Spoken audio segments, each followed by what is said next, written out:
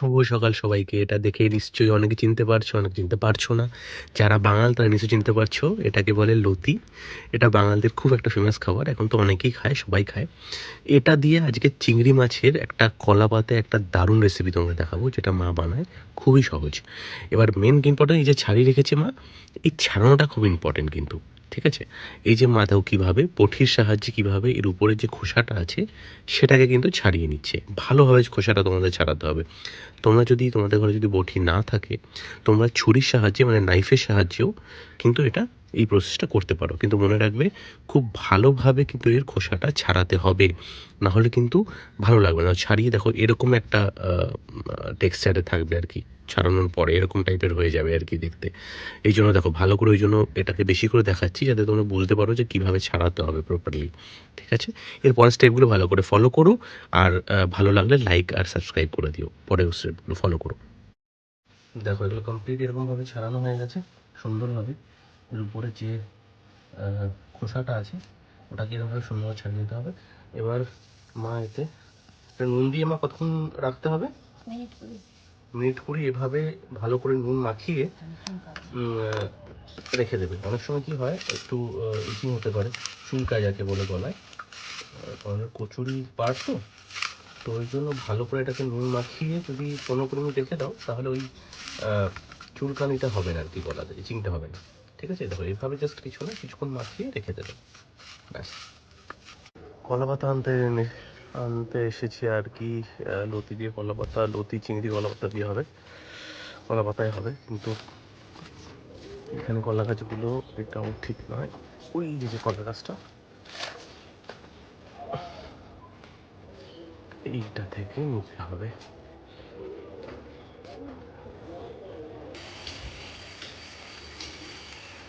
ও দেখো, এইটা হয়ে যাবে না?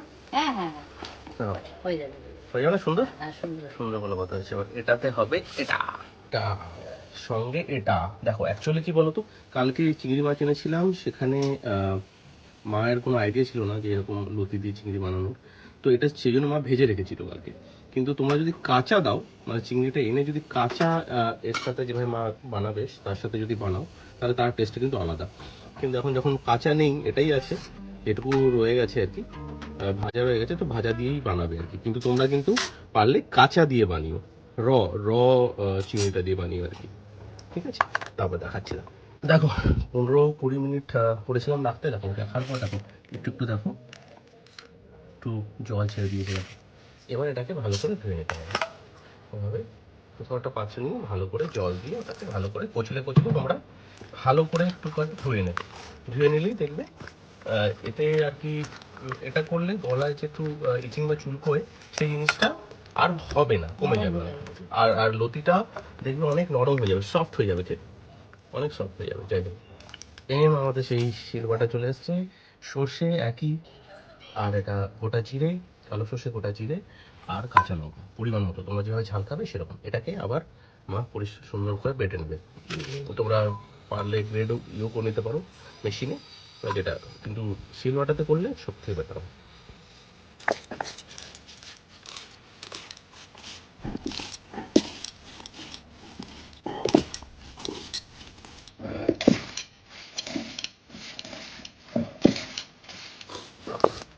মশলা বাটাটা কমপ্লিট হয়ে গেছে।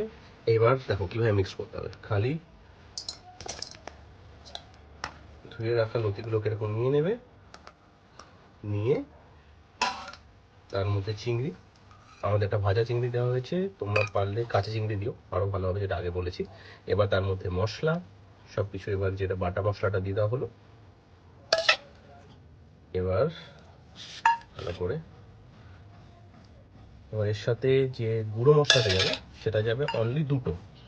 একটা যাবে হলুদ গুঁড়ো, আর একটা যাবে লঙ্কা গুঁড়ো। এবার কিন্তু হলুদ গুঁড়োটা এরকম দেখো, এই পরিমাণের সাথে এরকম 1 চামচ, আর একটু ছোট চামচের 1 চামচ, আর একটু হাফ, তোমার একটু দেখে নেবে পরিমাণ মতো। কাঁচা লঙ্কা দেওয়া আছে তাই। এবার লাল লঙ্কাটা কিন্তু আমাদের পরিমাণ মতো, যেভাবে ঝাল খাও সে মতো দেবে। একটু ঝাল হলে ভালো হয়, ঝাল হলে। ব্যাস, সাথে এবার নুন। সব থেকে ইম্পর্টেন্ট হচ্ছে কাঁচা তেল। একদম একটু বেশি করে কাঁচা তেল দিয়ে দেবে, কারণ আর তো ইউজ হবে না। আর লাস্টে একটু নামানো সময় হচ্ছে। এবার হয়ে গেল। এবার এরকম একটা যদি তোমাদের ধোসা তাওয়া বা নট থাকে এরকম নিয়ে নেবে, তার মধ্যে এরকম ভাবে একটা কলা পাতা যদি তোমরা পাও, ব্যাস তার মধ্যে একটু এরকম ভাবে তেল দিয়ে দেবে। এটা কিন্তু খুব ইম্পর্টেন্ট স্টেপ, ভালো করে দেখবে। এরকম এরকম তাওয়াটা রাখলে তার উপরে এরকম কলা পাতা দিলে, দিয়ে এভাবে ভালো করে যে তেলটাই তোমরা ইউজ করো সেই তেলটা, সরষের তেল দিলে বেস্ট, মাস্টার্ড অয়েল দিয়ে তোমরা এরকমভাবে একটু ব্রাশ করে নিলে, একটু মাখিয়ে নিলে ভালো করে। আর এখানে তো অলরেডি এবার এই মাখিয়ে নেওয়ার পরে এবার মেন হচ্ছে এটাকে ভালো করে মিক্সড করা। দেখো সমস্ত কিছু দেওয়া হয়েছিল, এটাকে ভালো করে মিক্সড করে নিতে হবে। এরকম করে মিক্স করে দেখো এরকম একটা সুন্দর টেক্সচার চলে আসবে। এবার এটাকে ভালো করে প্রেস করতে হবে এখানে, একদম সুন্দর এরকমভাবে প্লেস করতে হবে। অথেন্টিক একটা টেস্ট আছে, মানে কলা পাতায় যে কোনো জিনিসের একটা দারুণ একটা অথেন্টিক টেস্ট আছে, সেটা তোমরা না খেলে তোমরা বুঝতে পারবে না। যারা সাউথে তারা তো অবশ্যই জানে, আর বেসিক্যালি বাঙালিদের মধ্যে বেসিক্যালি যারা বাঙাল হয় তারাই তো কলা পাতাটা খুব ইউজ করে। এখন তো সবাই খায় কলা পাতাতে ম্যাক্সিমাম। তো এইভাবে প্লেস করে দিলে ব্যাস, এটা হচ্ছে মেন। ব্যাস সুন্দর করে প্লেস করে দেবে। এবার এটাকে ডাইরেক্ট আমরা ওভেনে দিয়ে দেবো। মশলাটা যে বাটিতে যে মশলা লেগেছিলো তার মধ্যে একটুখানি জল দিয়ে তোমরা এভাবে এর উপরে একটু ছড়িয়ে দিতে পারো, হালকা করে ছড়িয়ে দেবে, অল্প একটু ছড়িয়ে দিও। যে মশলাটার বাটিতে বা যে মশলাটা রয়ে যাবে সেটাকে ধুয়ে অল্প করে জল এর মধ্যে দিয়ে দেবে।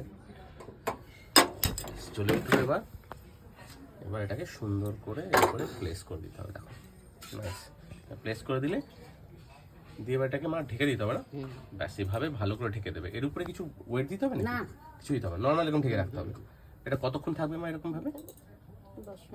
10-15 মিনিট এভাবে ঢেকে দেবে এবং হালকা, এবার আঁচটা কিন্তু আস্তে আস্তে অল্প করে কমিয়ে দিতে হবে, হালকা করে, মানে মিডিয়াম ফ্লেম করে দেবে আঁচটা, যাতে ধীরে ধীরে করে জিনিসটা হয়।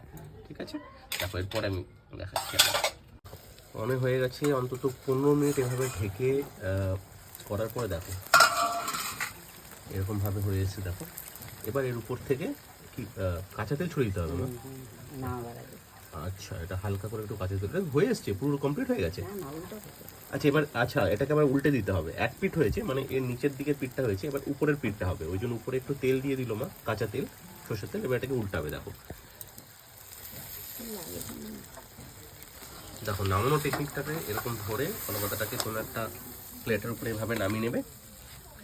নামিয়ে নিয়ে এরকম সাইজের আরও একটা কলা পাতা, যাতে প্রপারটা ঢেকে যায়, বড় হলে তো ভালো হয়, নাহলে বড় ছিল না, ওই জন্য দুটো টুকরো কলা পাতাকে এভাবে রেখে এভাবে প্লেস করে দিলে উপরটাতে প্লেস করে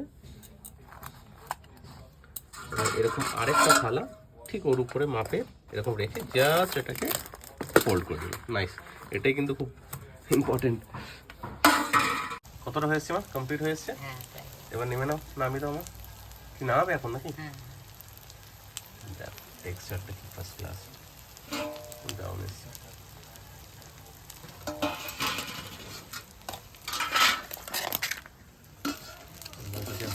করে ধরে কমপ্লিট। এই আমাদের আজকের খাবার রেডি। এই তোমার হয়ে গেল লতি চিংড়ি পাতাতে, সঙ্গে আছে ডিমের ঝোল আর সেই লাল শাক। ব্যাস এবার খাওয়া হোক।